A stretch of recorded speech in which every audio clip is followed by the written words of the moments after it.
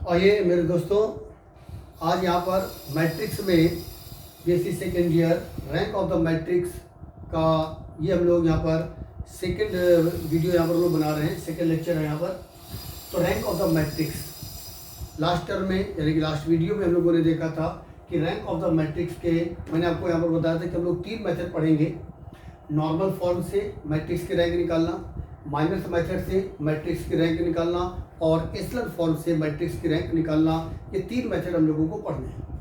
तो last video में हम लोगों ने नॉर्मल फॉर्म में मैट्रिक्स को रिड्यूस करके उसकी रैंक कैसे पता करते हैं ये हमने आप लोगों को बताया था।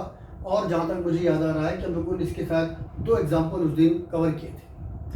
वैसे तो सेकेंड लेक्चर में मैं आपको माइनस मेथड से मैट्रिक्स की रैंक कैसे निकालते हैं ये मैं बताना चाहता था, लेकिन मैं सोच रहा हूँ उसको मैं अपने थर्ड लेक्चर में वहाँ पर कवर करूँगा। आज मैं आपको नॉर्मल फॉर्म से ही रैंक निकालने के थोड़ी सी प्रैक्टिस के तौर पर 3 क्वेश्चन आज मैं आपको और बताने जा रहा हूँ। तो आज का यहाँ पर हमारे पास जो ये लेक्चर है इसमें हम आपको 3 क्वेश्चंस बताएंगे नॉर्मल फॉर्म से रैंक कैसे निकालते हैं। इस बात के लिए एक थोड़ा सा प्रैक्टिस कर रहे हैं, आप ये कह सकते हो। तो मेरे पास ये किताब है मुकेश कुमार सिंह की, चैप्टर नंबर 4 यहाँ पर चल रहा है। उसी में से एक्सरसाइज नंबर 4.2 के पहले ये एग्जाम्पल नंबर 5 मैं यहाँ पर ले रहा हूँ। तो लास्ट टर्म में लास्ट लेक्चर में हम लोगों ने नॉर्मल फॉर्म में मैट्रिक्स को कैसे कन्वर्ट करते हैं ये मैंने आपको क्लियर करने का प्रयास किया था। और मैं समझता हूँ कि आप लोगों को समझ में आ गया होगा। जिनको थोड़ा सा कम समझ में आया वो लोग वीडियो को 2 बार 3 बार देखें और आपस में भी थोड़ा सा डिस्कस किया करें। और वैसे जो बच्चों ने मुझे बताया, व्हाट्सएप ग्रुप भी उनका बनाया गया है, उसमें बच्चों से बात होती रहती है। तो जैसा कि ग्रुप में ज़्यादातर बच्चों ने कहा कि उनको वो लेक्चर वो कॉन्सेप्ट पूरी तरह से क्लियर है। तो दोस्तों आज थोड़ा सा प्रैक्टिस के तौर पर मैं उसी टॉपिक के यानी कि नॉर्मल फॉर्म में मैट्रिक्स को कन्वर्ट करते हुए रैंक कैसे निकालते हैं आज मैं 3 एग्जाम्पल आपको बताने जा रहा हूँ। 3 क्वेश्चन मैं यहाँ पर आज करूँगा।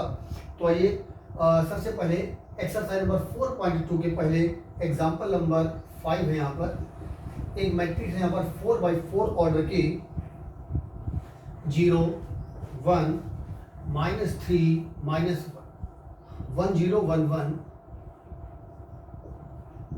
3 1 0 2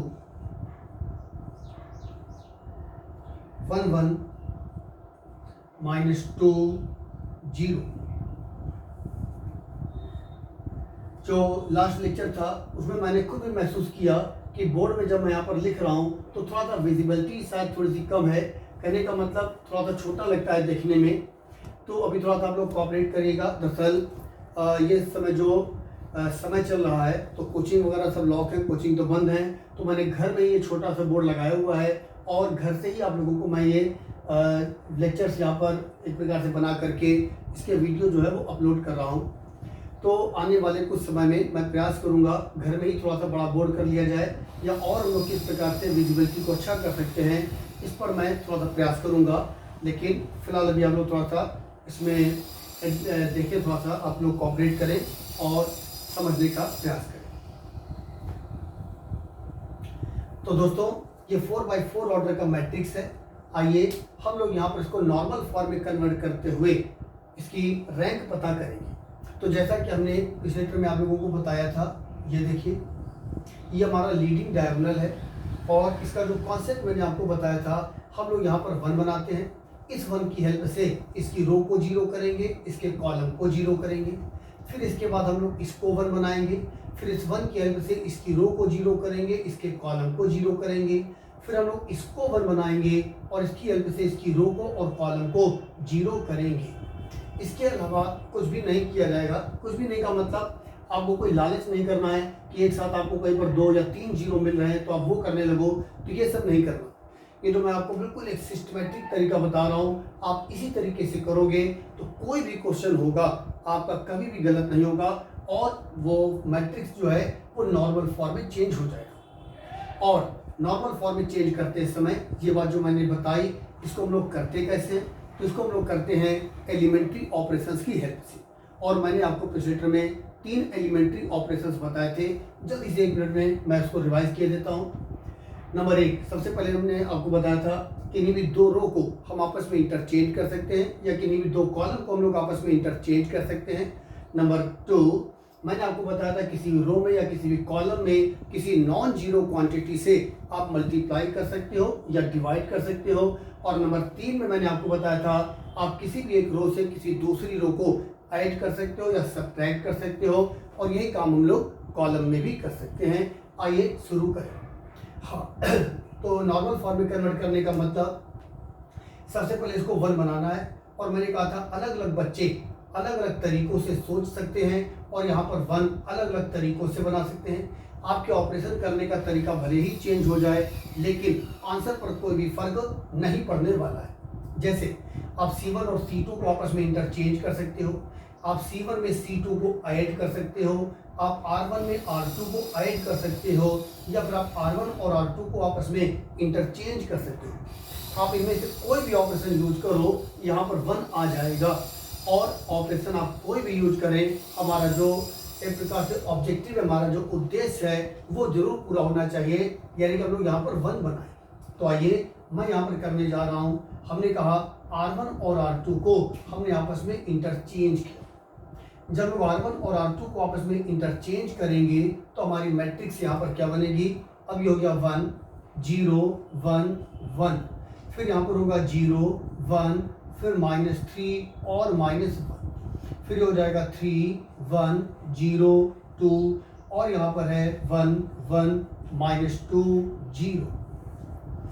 हाँ तो सबसे पहले हमारा यहाँ पर टारगेट क्या था? सबसे पहली बात हमारी यहाँ पर ये थी कि हमको यहाँ पर 1 लाना था, जो आ गया है। अब हम इस 1 की हेल्प से इसकी रो को 0 करेंगे, फिर इस 1 की हेल्प से इसके कॉलम को 0 करेंगे। आइए हम लोग ऐसा करें।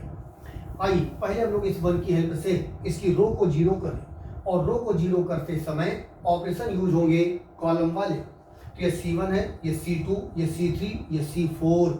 आइए इस 1 की हेल्प से इसकी रो को 0 करना है। यहाँ पर तो 0 पहले से ही है, आइए इसको 0 करें। तो इसकी हेल्प से इसको 0 करने का मतलब C3 से हम लोग C1 को सब्ट्रैक्ट करेंगे। तो लिखने का तरीका क्या होगा? C3 is going to be C3 minus C1। हम लोग इसकी हेल्प से इसको 0 करेंगे। ये C1 है, ये C4 है, इसका मतलब हो जाएगा C4 is going to be C4 minus C1। अब हमारी मैट्रिक्स क्या बन जाएगी?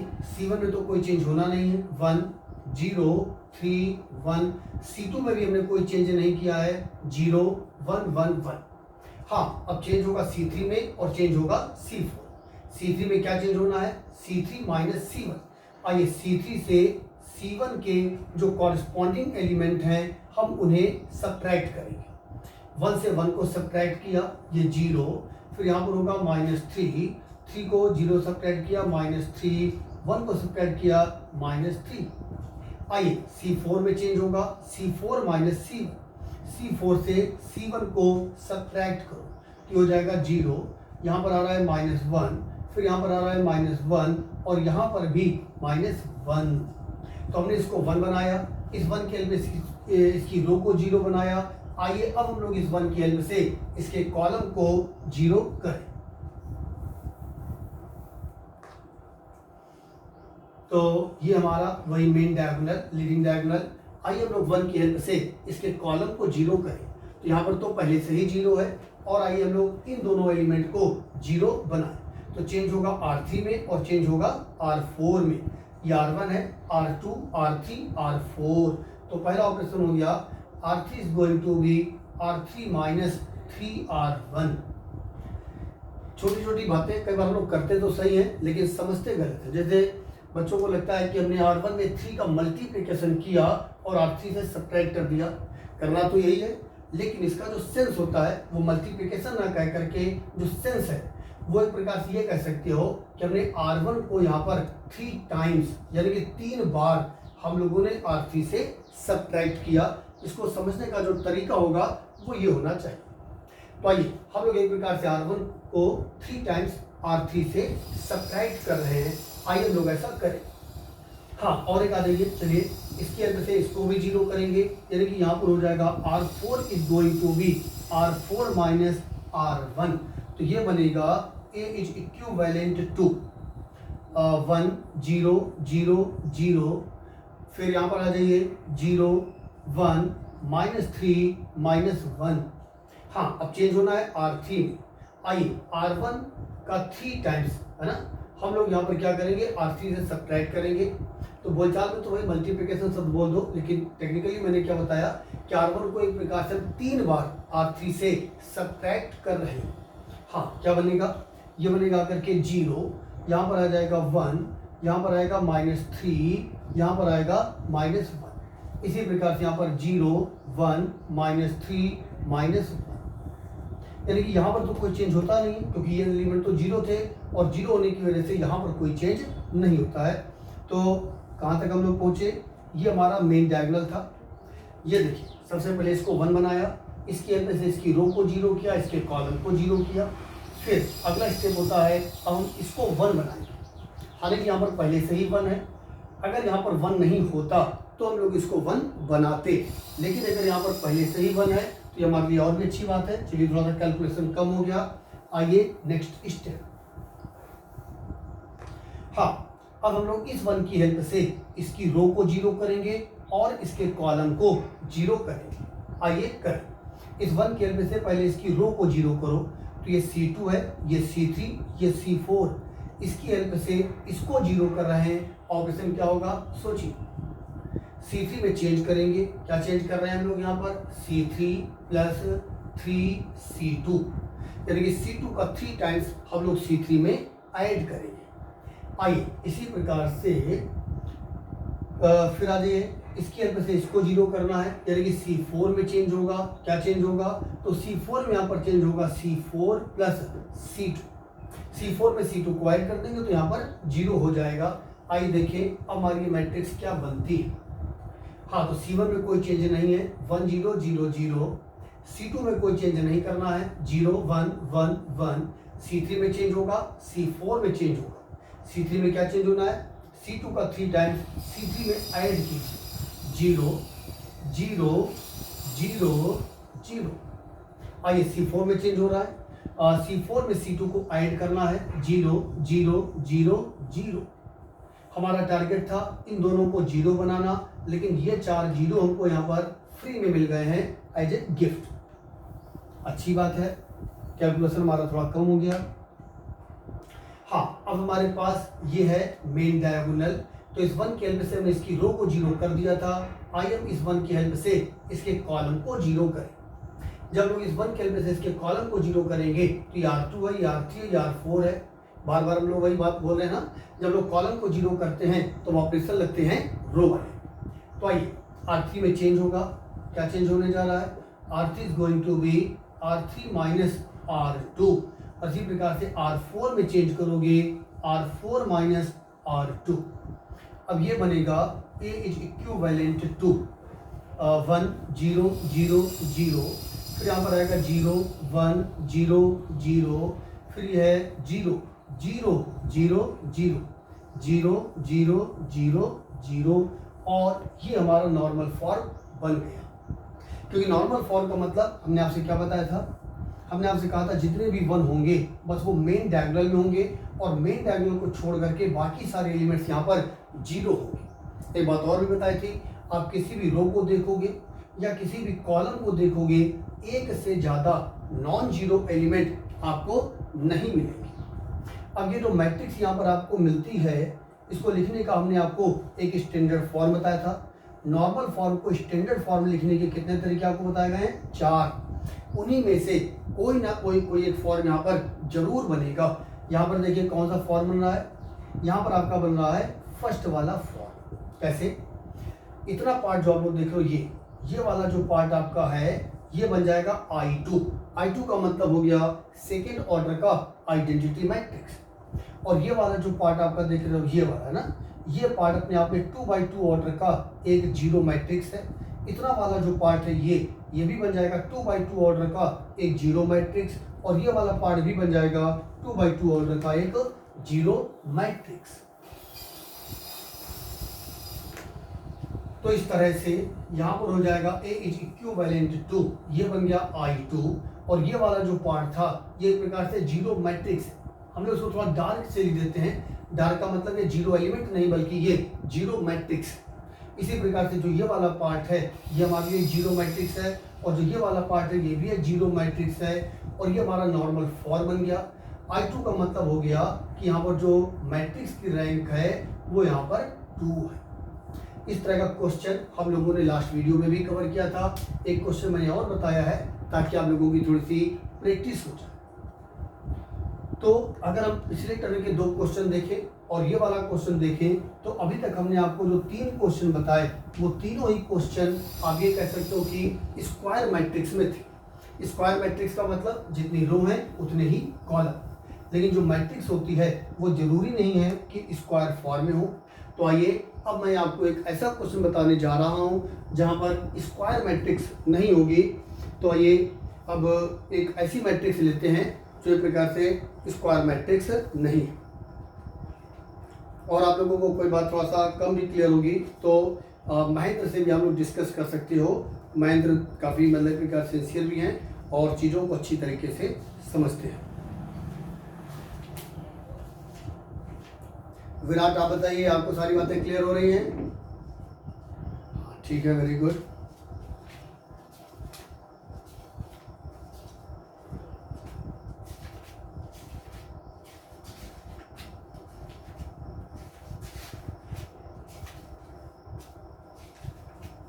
हाँ चलिए, तो मैं मुकेश कुमार सिंह की किताब से एक्सरसाइज नंबर 4.2 का मैं क्वेश्चन नंबर 1 ले रहा हूँ।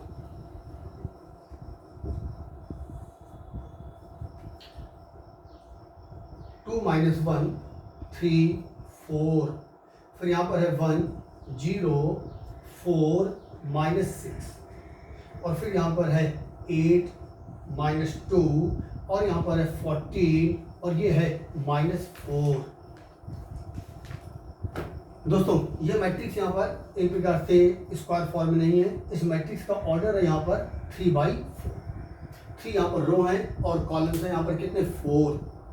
अब यहाँ पर मेन डायगोनल यानी कि लीडिंग डायगोनल कैसे डिसाइड करेंगे इस बात को देख लो। तो 3 और 4 में छोटा क्या है 3, यानी कि रो कम है। तो ठीक है, अगर यहाँ पर 3 रो हैं तो आप एक काम करो 3 कॉलम ले लो। तो यहाँ तक का जो पार्ट हो जाएगा इतने पार्ट में इस चीज़ को ऐसे आप लोग पेंसिल से फिलहाल कर लो, और ये हमारे लिए यहाँ पर लीडिंग डायगोनल का काम करेगा। तो जो चीज़ कम है बस वो ले, जैसे यहाँ पर रो कम थी तो हमने 3 रो ली हैं, तो हम लोगों ने 3 कॉलम भी ले लिए। अगर कॉलम कम होते तो पहले कॉलम लेते, बाद में उतनी ही रो ले लेते, और इसके हिसाब से जो स्क्वायर वाला हिस्सा बनेगा इतने स्क्वायर वाले पार्ट में ये हमारे लिए कहलाएगा लीडिंग डायगोनल। अब करना वही है जो हम लोग पीछे करते थे। कहने का मतलब पहले इसको 1 बनाएंगे, फिर इसकी हेल्प से इसकी रो को 0 करोगे, इसके कॉलम को 0 करोगे, फिर इसको 1 बनाएंगे, इसकी हेल्प से इसकी रो को 0 करेंगे, इसके कॉलम को 0 करेंगे, और फिर हम लोग इसको 1 बनाएंगे। आइए हम लोग ऐसा करना शुरू करें। आइए सबसे पहले इसको 1 बनाना है। अब इसको 1 बनाने के लिए चलिए मिस्टर शिखर आप बताना चाहोगे इसको 1 हम लोग कैसे बनाएं? हाँ आपने ठीक कहा कि हम लोग यहाँ पर R1 को 2 से डिवाइड कर सकते हैं, लेकिन मैंने लास्ट वीडियो में आप लोगों से कहा था डिवाइड करने के बिना अगर काम चल सकता है तो प्रयास कीजिए कि आप लोग डिवाइड ना करें। कैसे? कहने का मतलब अगर आप 2 से डिवाइड करोगे तो ये 1/2 3/2 वगैरह हो जाएंगे, थोड़ा फ्रैक्शन हो जाने से आपका कैलकुलेशन बढ़ जाएगा। हम लोग यहाँ पर इसको 1 बनाने के तरीके क्या हो सकते थे? C1 में आप C2 को ऐड कर दोगे तो भी ये 1 हो जाएगा, आप R1 से R2 को सब्ट्रैक्ट कर दोगे तो भी ये 1 हो जाएगा, या आप R1 R2 को आपस में इंटरचेंज कर सकते हो तब भी ये 1 बन जाएगा। कहने का मतलब आप इनमें से कोई भी एक काम कर लीजिए, हर तरीके से आपका आंसर बिल्कुल सही आने वाला है।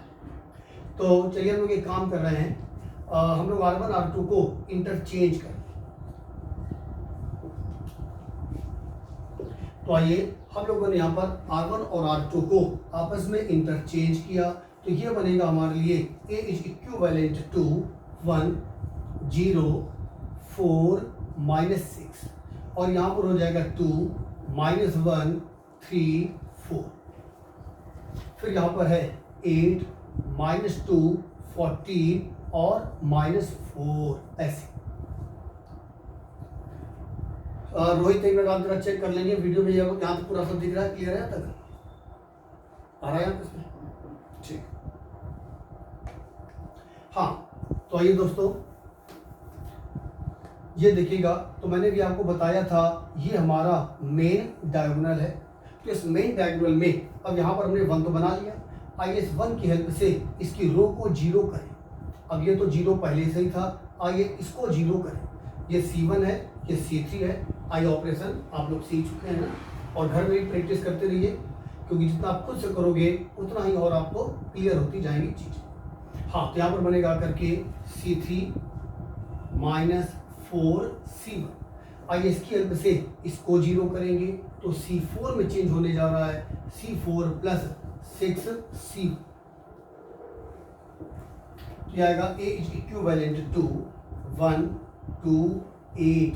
C2 में कोई चेंज नहीं है, 0 -1 -2। हाँ C3 माइनस 4C1, 4 टाइम्स, यानी कि आप बोलचाल में ये बोल सकते हो कि 4 का मल्टीप्लिकेशन करके सब्ट्रैक्ट कर लो। तो 4 टाइम्स जब माइनस करोगे तो ये हो जाएगा 0। 4 टाइम्स यानी कि 8 को माइनस किया तो माइनस का 5। 4 टाइम्स 32 को माइनस करेंगे यानी कि ये बनेगा करके माइनस का 18। फिर यहाँ पर आ जाइए 6 टाइम ऐड करेंगे यानी कि हो जाएगा 0। 6 टाइम ऐड किया यानी कि हाँ ऐड करना था, यानी कि ये हो जाएगा 16। और 6 टाइम ऐड करेंगे 48 माइनस 4 यानी कि ये बनेगा 44। ऐसे हाँ फिर आ जाइए, ये हमारा मेन डायगोनल है। इस प्रकार से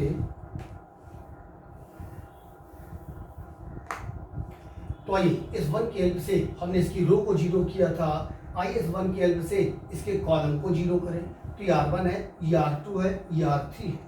आइए इसके हेल्प से इसको 0 करेंगे तो आएगा R2 is going to be R2 minus 2R1। R3 में चेंज होगा, R3 is going to be R3 minus 8R1। तो ये आएगा A इज इक्विवेलेंट टू 1 0 0 0। हाँ 2 टाइम्स सब्ट्रैक्ट करो यानी कि यहाँ पर हो गया 0, यहाँ पर तो वही रहेगा -1 -5 प्लस का 16। क्योंकि ये 0 होते हैं इसलिए यहाँ पर कोई फर्क नहीं पड़ता। 8 टाइम्स सब्ट्रैक्ट करेंगे इसका मतलब 0 और ये वही रहेंगे यानी कि माइनस का 2 माइनस का 18 और 44। ऐसे ये हमारा लीडिंग डायगोनल यानी कि मेन डायगोनल है। आइए इसको 1 बनाया, इसकी हेल्प से इसकी रो को और इसके कॉलम को 0 किया। हाँ इसके बाद अब हम लोग इसको 1 बनाएंगे और फिलहाल यहाँ पर लिखा हुआ है -1। आइए हम लोग इसको 1 बनाएं। इसको 1 बनाने की फिर वही बात है, कई तरीके हो सकते हैं। उन्हीं में से एक तरीका ये कि आप R2 में -1 का मल्टीप्लिकेशन कर दो, है ना। जो मैंने आपको 3 एलिमेंट्री ऑपरेशन बताए हैं उसी में से सेकेंड वाला। तो आइए R2 में लोग यहाँ पर चेंज कर रहे हैं। क्या चेंज किया? -1 का मल्टीप्लिकेशन कर दिया है R2। आप चाहो तो R3 में भी -1 का मल्टीप्लिकेशन कर सकते हो, करोगे तो भी ठीक, नहीं करोगे तो भी कोई बात नहीं। आइए R2 में ही हम लोगों ने केवल चेंज किया कि हो गया 1 0 0 0। फिर यहाँ पर हो जाएगा 0 1 5 और यहाँ पर है माइनस का 16। फिर यहाँ पर है 0, यहाँ पर हो जाएगा माइनस का 2, यहाँ पर माइनस का 18 और ये 40। चलिए ये हमारा मेन डायगोनल ऐसे। अब हम लोगों ने इसको 1 बना लिया। इस 1 की हेल्प से इसकी रो को 0 करेंगे, फिर इसके कॉलम को 0 करेंगे। आइए हम लोग ऐसा करें। तो इस 1 की हेल्प से आइए इसकी रो को 0 करें। तो इसकी हेल्प से इसको 0 करोगे तो ऑपरेशन क्या होगा? C3 में चेंज होगा, C3 माइनस 5C2। आइए इसकी हेल्प से इसको 0 करेंगे तो C4 में चेंज होगा, C4 प्लस 16C2। आइए हम लोग ऐसा करेंगे। तो ये बनेगा A इज इक्विवेलेंट टू 1 0 0। फिर 0 1 -2। आइए 5 टाइम्स सब्ट्रैक्ट करें। 0 5 टाइम्स सब्ट्रैक्ट करोगे तो 0, 5 टाइम्स सब्ट्रैक्ट करेंगे माइनस का 8। 16 टाइम ऐड करो 0, 16 टाइम ऐड करोगे 0 और 16 टाइम यानी -32 ऐड करेंगे यानी कि यहाँ पर हो जाएगा 12। हाँ, फिर आ जाए वही बात, मेन डायगोनल।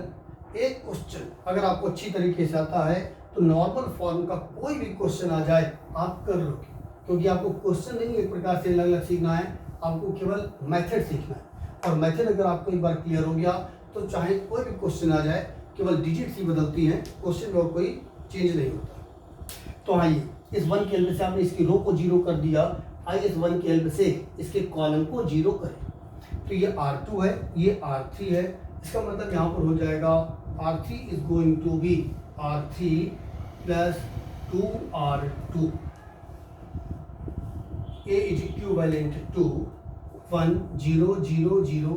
अगर आप रो ऑपरेशन कर रहे हो तो पहले रो के हिसाब से लिखा करो, जब कॉलम ऑपरेशन क्या करो तो कॉलम के हिसाब से लिखा करो। हाँ, तो आइए सबसे पहले हमने R1 को लिख दिया, R2 में कोई चेंज नहीं हुआ है, 0 1 0 0। चेंज हुआ है किसमें, केवल R3। हाँ, आइए इसका 2 टाइम्स, R2 का 2 टाइम्स यहाँ पर ऐड करो, ये 0, ये हो जाएगा 0, और यहाँ पर कोई फर्क नहीं पड़ रहा, ऐसे।